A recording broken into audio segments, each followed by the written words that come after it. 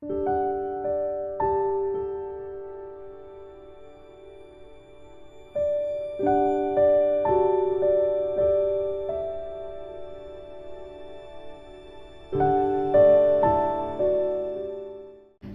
નમસ્તે ફ્રેન્ડ, સ્વાગત કરું છું ફરીથી બધાનો નવા વિડીયોમાં. તો ચાલો ફ્રેન્ડ્સ, સવારનો ટાઈમ છે અને વાગ્યા છે સવારના 8:30. પ્રહારને ઉઠાડ્યો છે અને હવે હું એને જાઉં છું નવડાવવા માટે. એ પહેલાં મેં કીધું જો થોડી એવી ચા કાઢી છે અને ચા પી અને પછી પહેલાં પ્રહારને રેડી કરીશું, એને સ્કૂલ મોકલી દઈએ. આજે એના સ્કૂલમાં ફેન્સી ડ્રેસ કોમ્પિટિશન છે, એટલે સિઝન્સ છે, પેલું સિઝન્સની કેટેગરી. તો પ્રહારને તો ઓલવેઝ અત્યારે તો વિન્ટર છે તો સ્વેટર તો પહેરાવવું જ પડશે. એટલે મારી પાસે છે ને એનું ક્રિસમસ જેવું એક સ્વેટર છે રેડ કલરનું, તો વિચારું છું કે એવું જ કંઈક પહેરાવી દઈશ. કેમ કે આમ શું કહેવાય, બહુ આમ ફેન્સી ડ્રેસ પહેરવો અને એ બધું પ્રહારને પણ નથી ગમતું, અને મારી પાસે પણ એવો ટાઈમ ના હોય કે માર્કેટમાં જઈને બધી વસ્તુઓ શોધવી. એટલે સિઝન્સના હિસાબે છે તો અત્યારે વિન્ટર છે તો વિન્ટરના કપડાં જ પહેરાવીશું, કેમ કે ઠંડી પણ છે અને થોડી એની તબિયતનું પણ જોવું પડે. કે બાકી સમરના કપડાં તો બહુ બધા છે, પણ એવી શોર્ટ્સને પહેરીને જાય અને વળી બીમાર પડે એના કરતાં બેટર છે કે વિન્ટરનું એને એક મસ્ત ક્રિસમસનું સ્વેટર છે ને એ જ પહેરાવી દઈશ. તો ચાલો થોડી વાર પછી મળીએ. વિડીયોની શરૂઆત કરી દીધી છે ફ્રેન્ડ્સ. વિડીયો ગમે તો વિડીયોને લાઇક, શેર, ચેનલને સબસ્ક્રાઈબ જરૂરથી કરજો.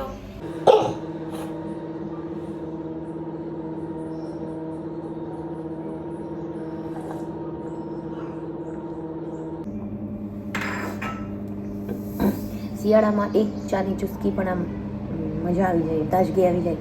ફૂલ આદુ નાખ્યું છે ને એટલે થોડીક આમ તીખી ચા મજા આવે પીવાની. ચાલો ફ્રેન્ડ્સ, ફટાફટ પ્રહારને પેલા રેડી કરીને મૂકો. હેલો નમસ્તે. તો કેમ છે ફ્રેન્ડ્સ? તો આજે છે ને આ વિડીયો થોડોક તમને ચેન્જ લાગશે, કેમ કે આ પહેલાંની ક્લિપ્સ હતી અને સમહાવ કાલે એવું થયું મેં વિડીયો તો સ્ટાર્ટ કરી દીધો હતો, પણ પછી મારે 2-3 એવા કામ આવી ગયા કે જેના લીધે હું આખો દિવસ કંઈક બિઝી થઈ ગઈ સાંજ સુધી, અને પછી કંઈક વિડીયો શૂટ કરવાનું મને મન જ ન થયું, કેમ કે થોડી તબિયત પણ આમ સ્લો હતી એટલે. અને પછી મેં સાંજે જોયું કે હવે શું કરું, આજે પણ વિડીયો અપલોડ નહીં થાય. તો ત્યાં મારું ધ્યાન પડ્યું, મારો જૂનો ફોન છે ને એમાં શૂટ કરેલી મારી થોડી ક્લિપ્સ છે. થોડી ઘણા વિડીયોઝ એવા છે કે જ્યારે મારો મેઇન ફોન જેનાથી હું શૂટ કરતી હોઉં છું ને એ બિઝી હોય, ત્યારે મારી પાસે એક જૂનો ફોન પણ છે આઈફોન, એમાંથી પણ હું ઘણીવાર વિડીયો શૂટ કરી લેતી હોઉં છું. તો એ એક્સ્ટ્રા પડ્યો હતો ને એમાં મારી થોડી ક્લિપ્સ હતી. આ જ નવા ઘરની છે અને હમણાંની જ તે થોડા ટાઈમ પહેલાંની. તો પછી મેં કીધું કે ચલો એ પણ તમારી સાથે શેર કરું.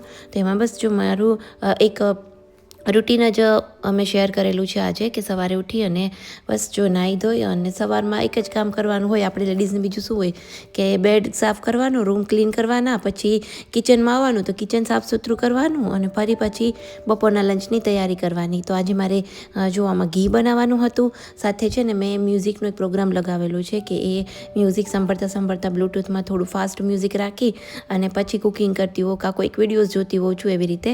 તો આજે ભરેલા રીંગણા બટેટાનું શાક બનાવવાનું છે, અને આ અમારું આમ ઓલ ટાઈમ ફેવરિટ હોય છે, કેમ કે કોઈ પણ ગેસ્ટ આવે તો મેઇન મેનુ મારું જો બપોરનો ટાઈમ હોય ને તો ભરેલા રીંગણા બટેટા જ હું વધારે પ્રિફર કરતી હોઉં, કેમ કે આ શાક છે ને બધાને મોસ્ટ ઓફ ગુજરાતી લોકોને ભાવતું જ હોય છે.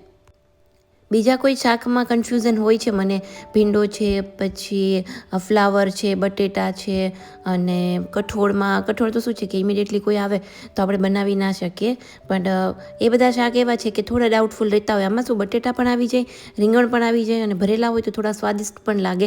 એટલે જેમને રીંગણા ન ભાવે એ લોકો બટેટા ખાલી ખાઈ શકતા હોય છે. એટલે મેજોરિટી જો કોઈ પણ અચાનક ગેસ્ટ આવી ગયા હોય ત્યારે રીંગણા અને ભીંડો બે વસ્તુ મારા ઘરમાં હોય જ છે, ત્યારે આ શાક હું મોસ્ટલી પ્રિફર કરતી હોઉં છું. ઇઝીલી બની જતું હોય છે. મેં છે ને સિંગદાણાનો ભૂકો યુઝ કરતી હોઉં છું મસાલો બનાવવામાં, અને એની અંદર બધા ડ્રાય મસાલા, થોડી ખાંડ, લીંબુ અને ધાણા ભાજી ને થોડું તેલ ને બધું મિક્સ કરી અને એક સ્ટફિંગ માટે મસાલો રેડી કરી લેતી હોઉં છું, ડ્રાય મસાલો. લસણ હું નથી નાખતી એટલે, બાકી આ સ્ટેજ ઉપર આપણે ખાંડેલું લસણ પણ એડ કરી શકીએ. અને આવી રીતે બધા રીંગણા છે એ ભરીને રાખી દીધા છે, અને માસી પણ સાથે સાથે ગરમા ગરમ રોટલીઓ બનાવે છે. તો બસ ફટાફટ થઈ જશે હમણાં મારું કામ, શાક બની જશે અને રોટલી પણ રેડી થઈ જશે. આમ ક્યારેક છે ને દિવસો બહુ ઇઝી જતા હોય છે, આપણે એકદમ ફ્રેશ હોઈએ, બધું કામ કરવાની ઈચ્છા થતી હોય અને વિડીયો બનાવવાની પણ ઈચ્છા થઈ જતી હોય છે, અને આમ બધું સ્મૂથ ચાલતું હોય છે અમુક સમય. અને અમુક ટાઈમ એવો આવે ને કે ત્યારે આપણને કંઈ કરવાનું મન ન થાય, થોડું લો ફીલ થતું હોય. આમ પણ આપણી લેડીઝની સાયકલ એવી હોય છે ને, 30 દિવસની સાયકલ હોય, એમાં આપણે ઓવ્યુલેશન ફેઝ આવે, પ્લસ પીરિયડનો ટાઈમ જ્યારે નજીક આવતો હોય એ ટાઈમે થોડુંક કહેવાય ને હોર્મોનલ ચેન્જીસના લીધે કંઈક કરવાનું મન ન થતું હોય, એટલે આખા મંથમાં અમુક દિવસો એવા આવતા હોય ને કે જે આખું આપણું રૂટીન છે ને એ ડિસ્ટર્બ કરી દેતું હોય. તો એ ટાઈપનો અમુક લો ફેઝ છે એ બધાને ચાલતો જ હોય છે, અને મેજોરિટી આ પ્રોબ્લેમ્સ છે એ એક લેડીઝ જ સમજી શકતી હોય છે. સો ચલો, અહીંયા પ્રહાન આવી ગયો છે સ્કૂલેથી, અને અમે લોકો છે ને આવી રીતે એક સ્ક્રીન રાખેલી છે ઉપર, કે ઉપરથી જ ગેટ છે ને એ લોક અનલોક કરી શકીએ, કે જેથી કરીને નીચે ન જવું પડે. નીચેથી કોઈ બેલ મારે તો ઉપર દેખાય.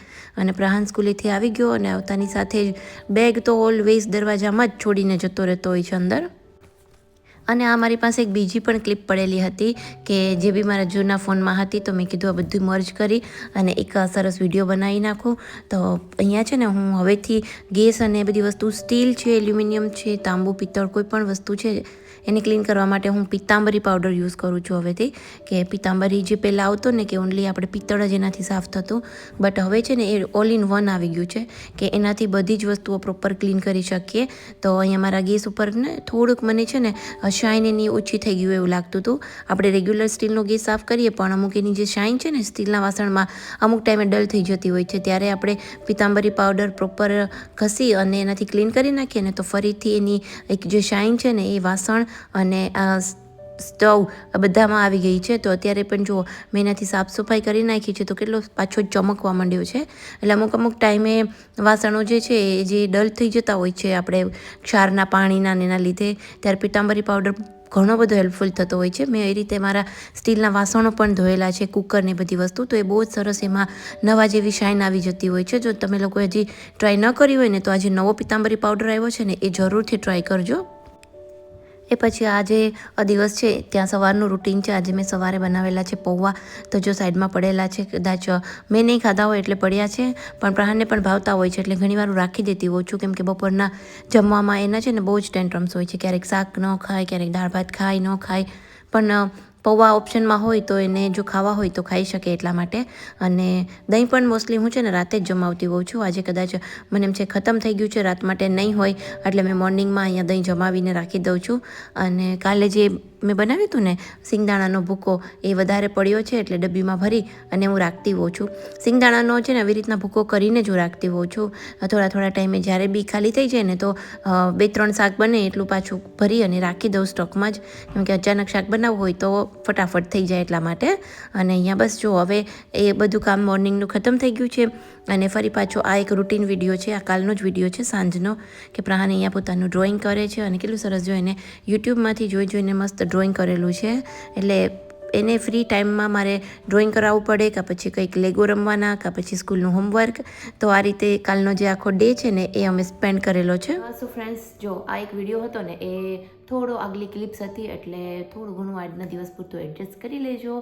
અને બસ જો હું અત્યારે છે ને રીડિંગ કરું છું. મેં હેર ઓઇલ કરેલું છે જો આજ તો સવારથી જ, અને અત્યારે મારે છે ને હેર વોશ કરવાનું છે. પ્લસ અત્યારે હું મારી સાંજની ચા પીઉં છું.